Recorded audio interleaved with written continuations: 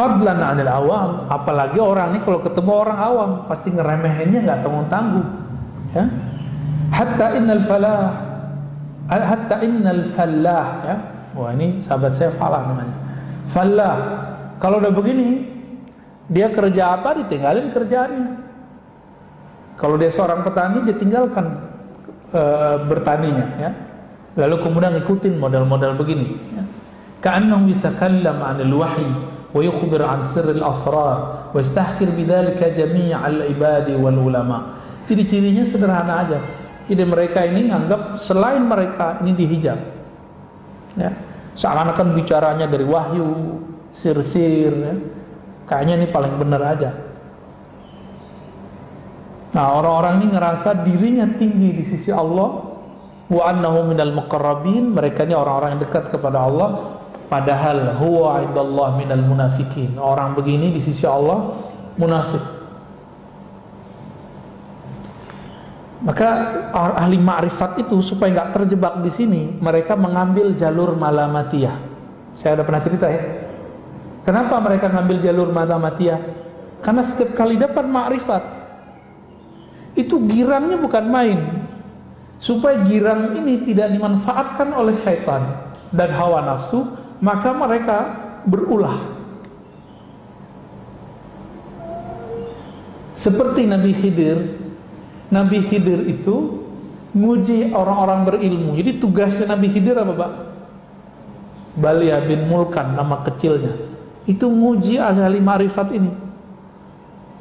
Dia merasa sombong nggak dengan ma'rifatnya, ketipu nggak dengan jamaahnya yang banyak, ketipu nggak dengan baca kitabnya yang bagus, ketipu nggak dengan zikirnya yang masya Allah. Didatangi nama Sayyidina Al-Khidir itu.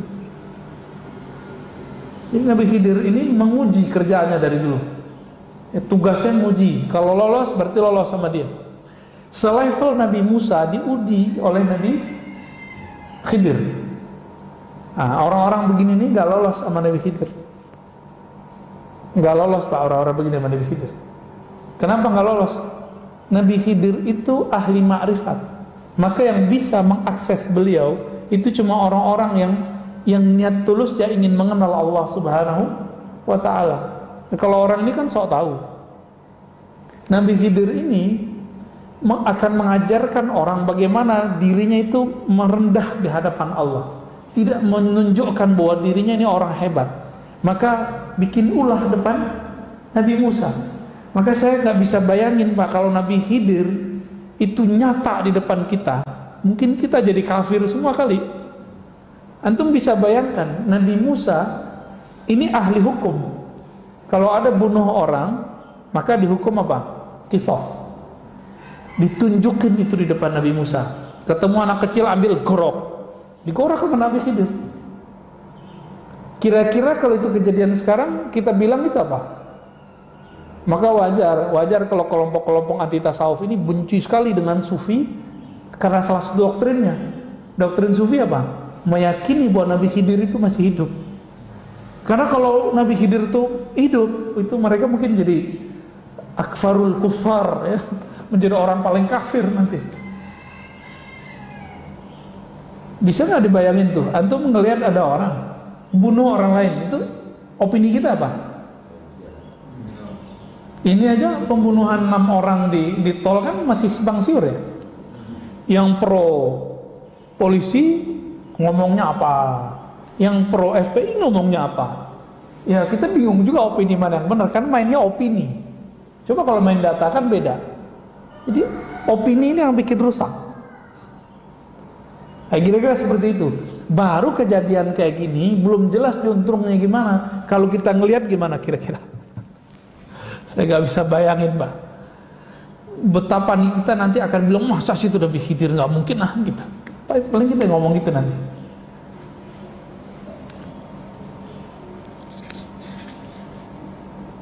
Makanya Imam Ahmad Al-Ghumushqanawi di kitab Jami' Usul Aulia belum mengatakan kalau ada orang debat kamu, caci maki kamu atau berulah depan kamu, gak usah ditanggepin. Siapa tahu dia Nabiullah Khidir. Itu kata Imam Ahmad Al-Ghumushqanawi, dan beliau jangan salah, beliau ahli hadis. Beliau punya kitab takhrij hadis.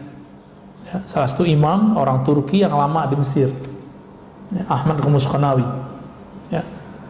Saya punya sanad dengan jalur ada jalur Libanon, ada jalur Mekah. Yang jalur Mekah itu dari murid-murid Syekh Yasin ambil dari Al-Kausari kepada Muti'i kepada Ahmad Khumus Qanawi ini.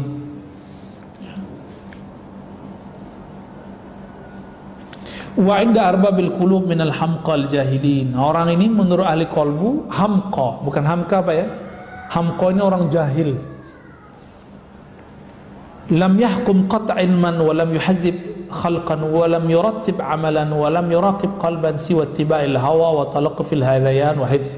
Jadi ini beda dengan Malamatiyah. Jadi kelompok ini obral ma'rifat kemana-mana. Kalau yang pertama tadi obral penampilan, kayaknya sufi itu harus kemana-mana pakai serban, kemana-mana pakai gamis khusus. Enggak begitu yang disebut sufi.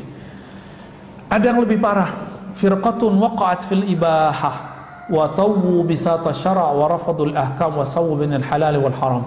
Kelompok yang disebut oleh dulu Imam Ibn Arabi dengan kelompok ibahiyah, kelompok yang menghalalkan yang haram. Kata mereka sekarang yang halal haram, yang halal jadi haram, yang haram menjadi halal. Kenapa? Ketika seorang hamba sudah dekat kepada Allah, maka si hamba ini tidak berlaku lagi padanya hukum syariat. Ketipu nggak? Udah pasti ketipu. Imam Ibn Arabi anti itu, tapi dia dituduh seperti itu. Imam Ibn Arabi juga ngomong, yang temenan nama Ibahiyah ini kelompok ittihadiyah, kelompok yang ngomong bersatu dengan Allah. Ibn Arabi dituduh oleh Ibnu Taimiyah, dia mengatakan ajaran bersatu antara hamba dengan Allah, Allah dengan hamba. Itu ditolak juga oleh Ibn Arabi, tapi masih dituduh. Apa kata mereka? Kalamnya ini benar Pak, kalam mereka. Allah butuh nggak amal kita? Nggak butuh ya. Itu sudah apa beramal? Nah gitu. Jadi mereka punya konsep yang aneh. Allah nggak butuh amal ente kok, ngapain beramal? Falam utib nafsi, maka saya nggak perlu capek-capek gitu. Wabadum yakul al amal bil jawih la wazna laha. Nah, itu versi pertama. Versi kedua mereka ngomong, beramal dengan fisik itu nggak ada nilainya. Kenapa? Allah hanya memandang ke kalbu. Benar nggak hadis kalam ini? Allah memandang ke kalbu. Tapi hadis yang benar, kalam yang benar ini dia kaitkan dengan ya kita nggak perlu berarti beramal secara fisik. Nah, ini kalam-kalam mereka. Nah, ini juga sufi-sufi prank ini Pak ya.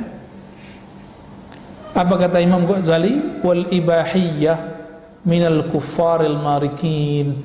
Mereka ini sudah masuk kepada daftar kafir. Jadi nggak masuk lagi. Nah, maka ini kata kunci Pak. Setinggi apapun ma'rifat seseorang, nih ingat-ingat nih, setinggi apapun kajian hakikat seorang syekh, seorang sufi, ujian dia adalah syariat. Jika dia menghalalkan yang haram, dia ngomong secara lisan. Baik lain kalau ceritanya dia terjebak maksiat, itu lain cerita. Selama dia tidak menghalalkan yang haram, maka ma'rifat dia sahih. Tapi kalau dia sudah mulai menghalalkan yang haram, ini pertanda ma'rifatnya, hakikatnya hakikat syaitaniyah, bukan ilahiyah. Inilah yang dapat kita ambil dari Imam Syekh Abdul Qadir Jilani Al-Qutubur Rabbani. Apa kata beliau? Saya didatangi oleh cahaya yang berlipat-lipat. Cahaya itu berkata, Ana Rabbuk, akulah Tuhanmu wahai Abdul Qadir. Al-an, sekarang, semua yang haram bagimu aku halalkan. Langsung senyum Syekh Abdul Qadir. Ya ente iblis. Hanya iblis yang ngomong begini gitu. Karena ilmu hakikat setinggi apapun ujiannya di syariat.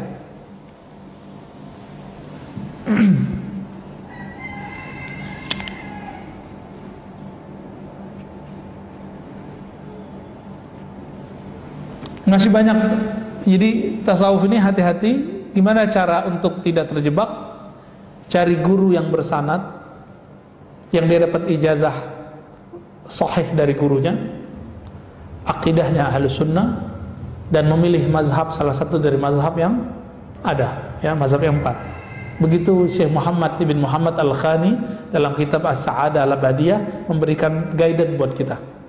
Jadi dicari ini guidance-nya kira-kira seperti itu, ya. Jadi nanti kalau ketemu sufi-sufi prank apa sudah tahu lah ya. Dan ghururul mutasawwifah ini agak berat. Kenapa? Karena merasa dirinya paling mulia. Nah, ini yang paling problem dari mereka, ya. Oke, kira-kira cukup, Pak. Ya.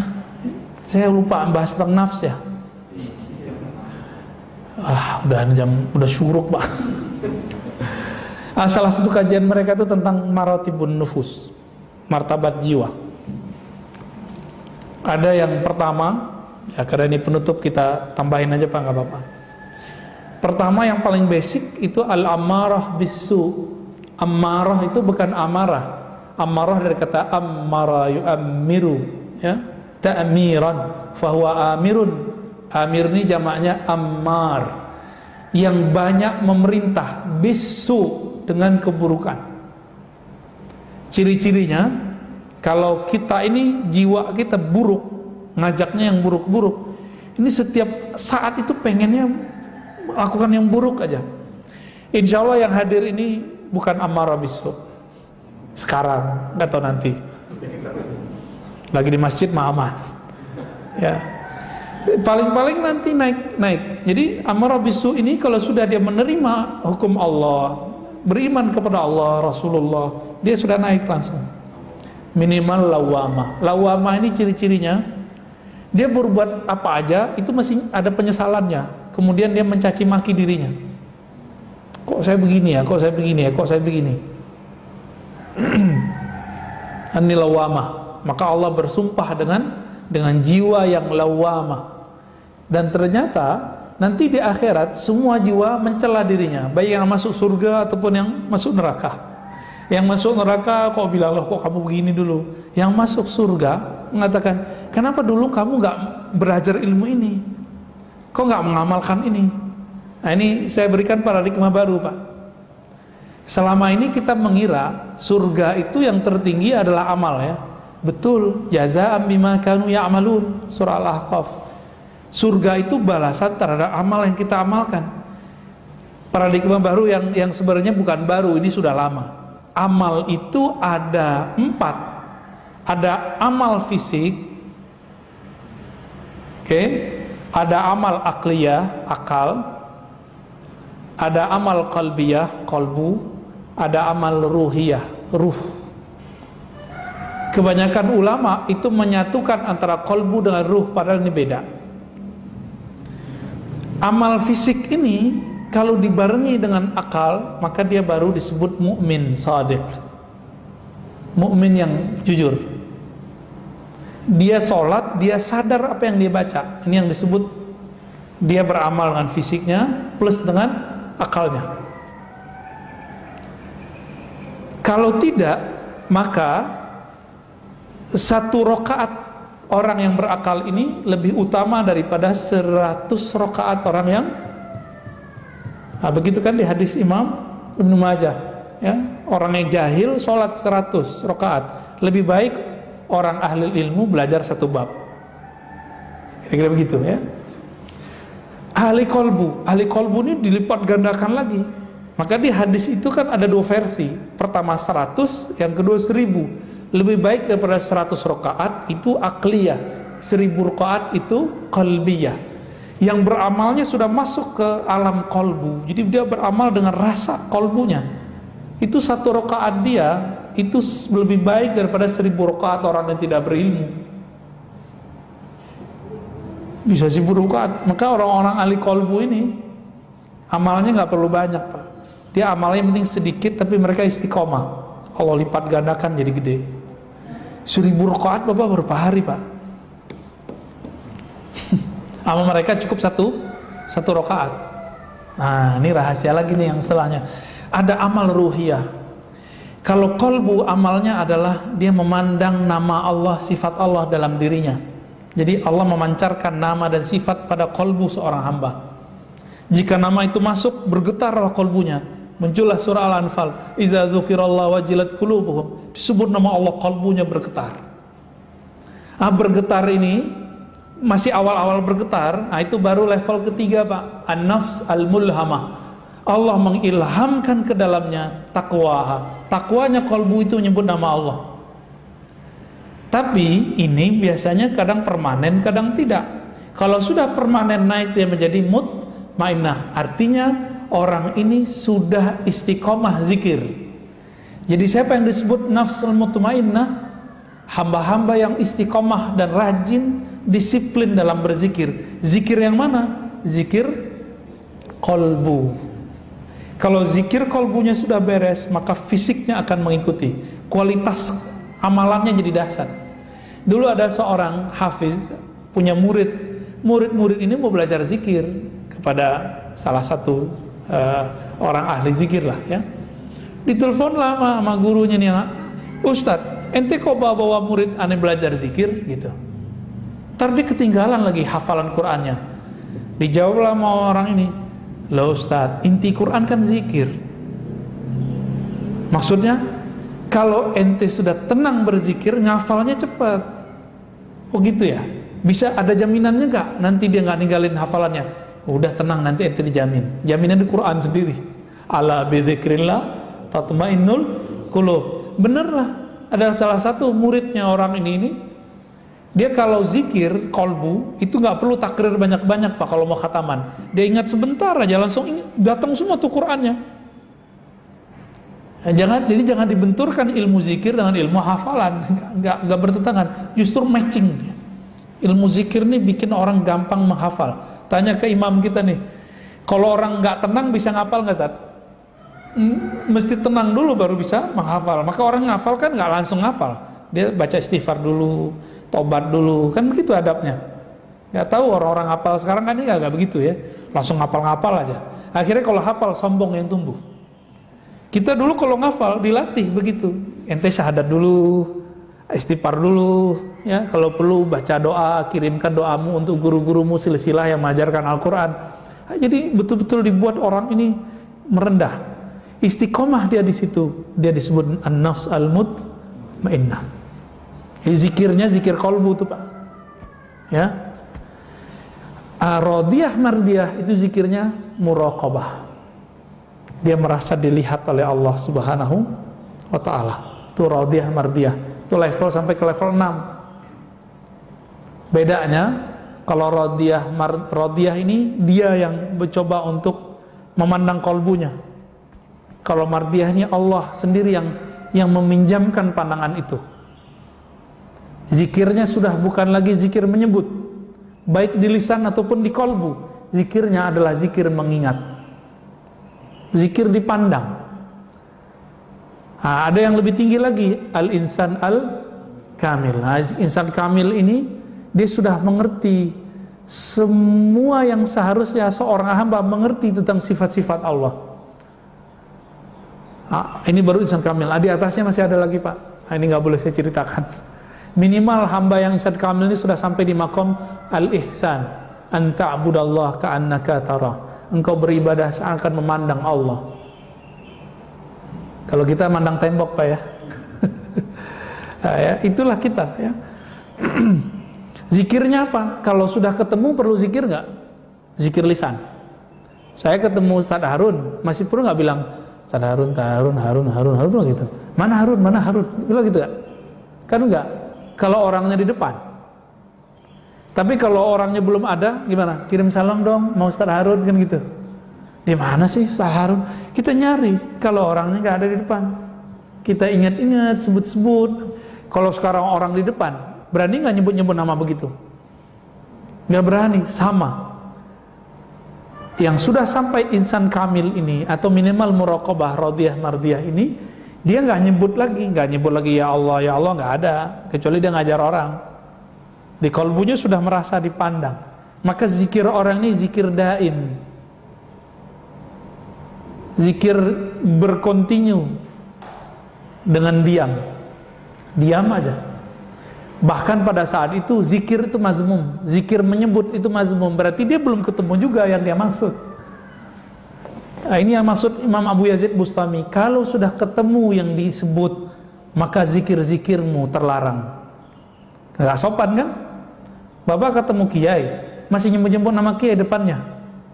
Itu baru sama makhluk loh, apalagi sama khalik. Ini nggak difahami sama orang-orang anti tasawuf. Dikira Abu Yazid itu mengharamkan zikir. Padahal itu musyahadah, bab musyahadah. Nah, kira-kira itu tingkatan nafs. Jadi metode cepatnya cuma satu, zikrullah. Dan nggak mungkin kalau nggak dibimbing. Kecuali bapak ini majzub. Apa arti majzub? Ditarik sama Allah.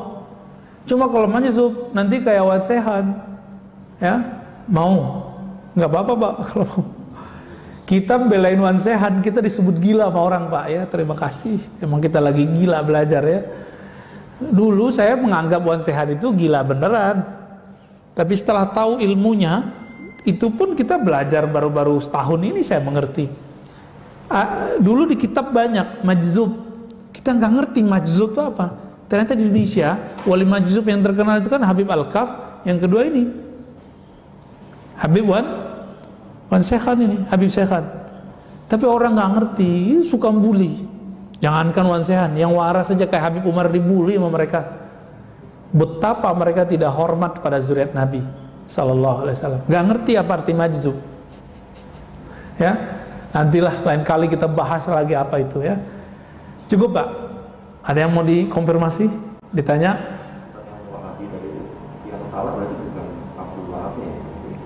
Muhammad bin Wahab sendiri itu ada kekeliruan pak.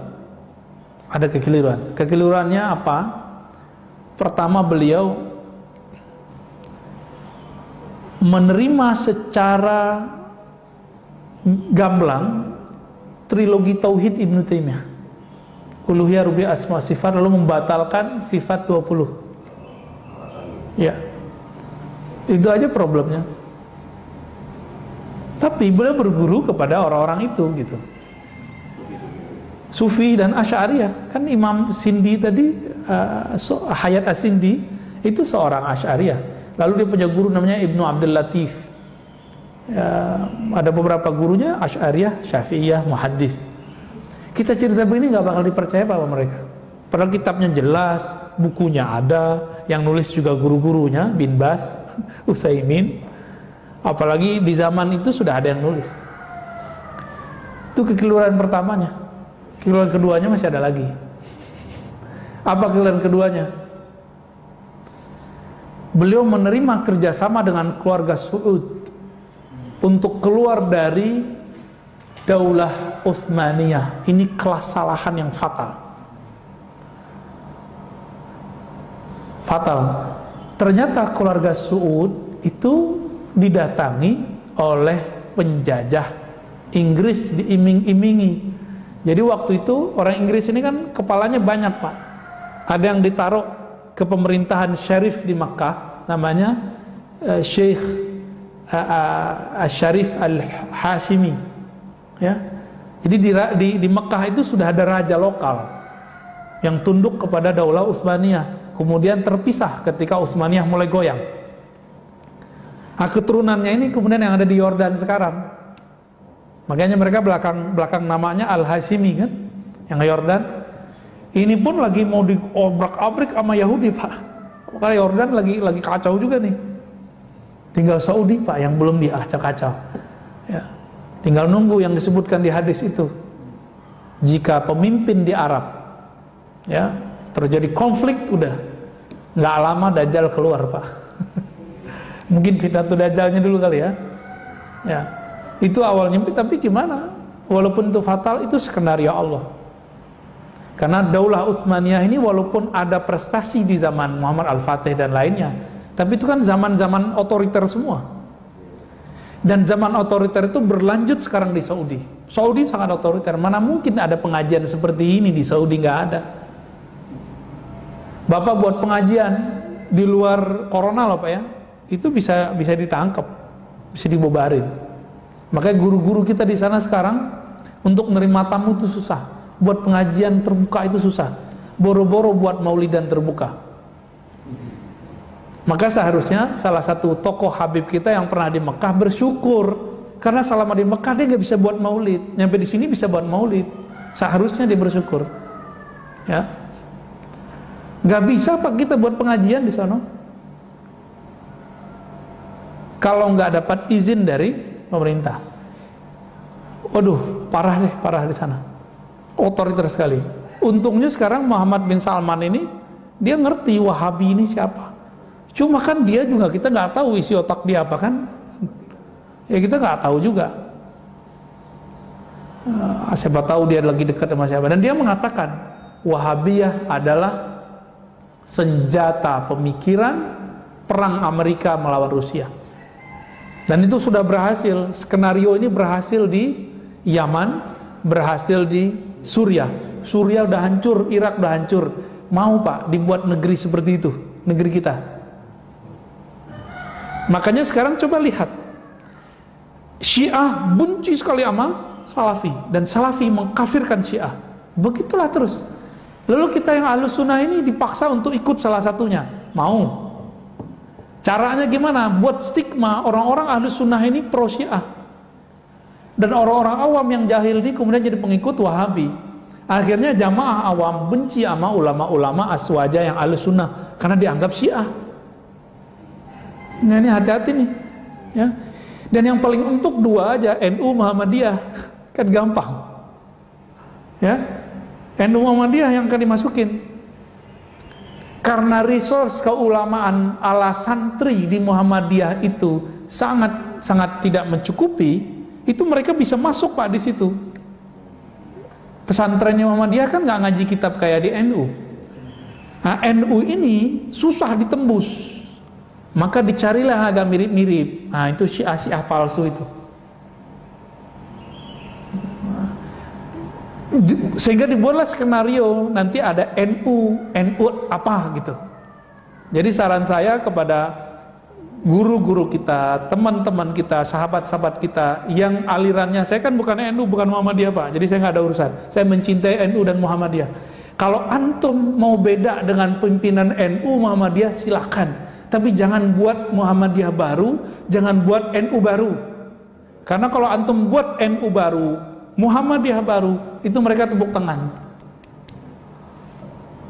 Yang bikin NU siapa? Syekh Hasyim Asy'ari dan ulama-ulama. Yang bikin Muhammadiyah temannya Muhammad Darwish alias Ahmad Dahlan, ya rahmatullah alaihima.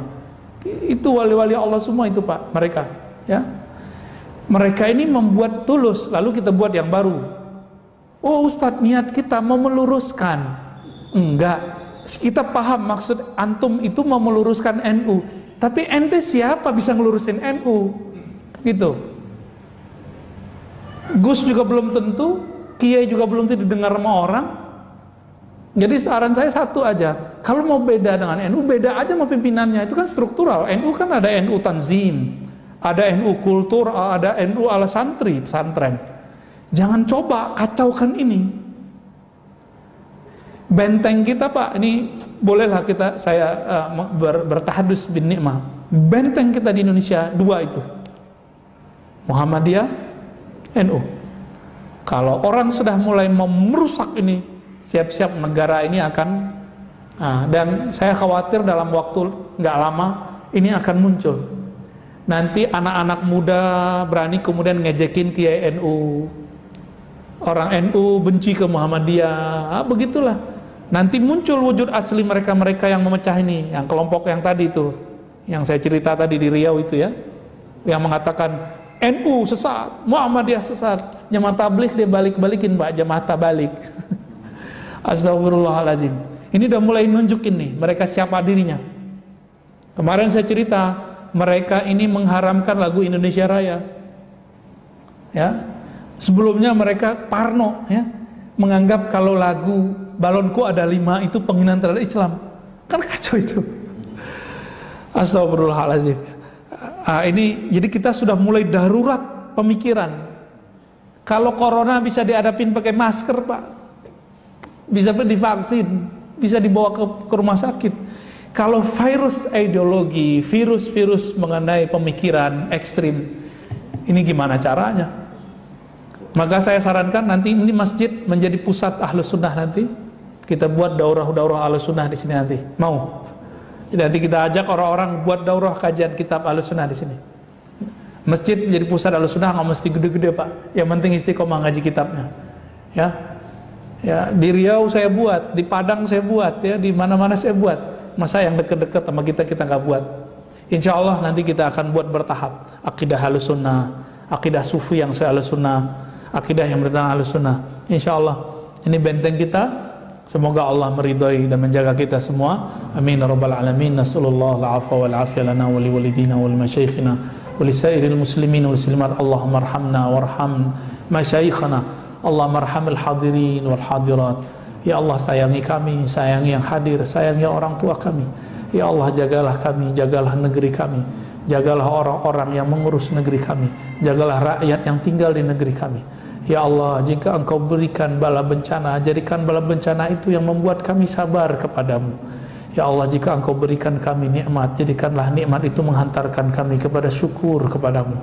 Allahumma ausilna ila hubbik wa hubbi man yuhibbuk waj'al lana al-amal alladhi yuballighuna ila hubbik. Ya Allah, berikan cintamu ke dalam hati kami, dalam ruh kami, dan hantarkan kami cinta kepada orang-orang yang mencintai Engkau, dan berikan kami ya Allah keistiqomahan beramal dengan amal yang zahir, amal akli, amal qalbi, amal ruhi yang membuat kami menjadi kekasih-kekasih-Mu. Amin rabbal alamin. Taqabbal minna siyamana wa sallallahu ala nabiyyina Muhammad. Rabbana atina fid dunya hasanah wa fil akhirati hasanah wa qina adzabannar. Walhamdulillahi rabbil alamin. Assalamualaikum warahmatullahi wabarakatuh.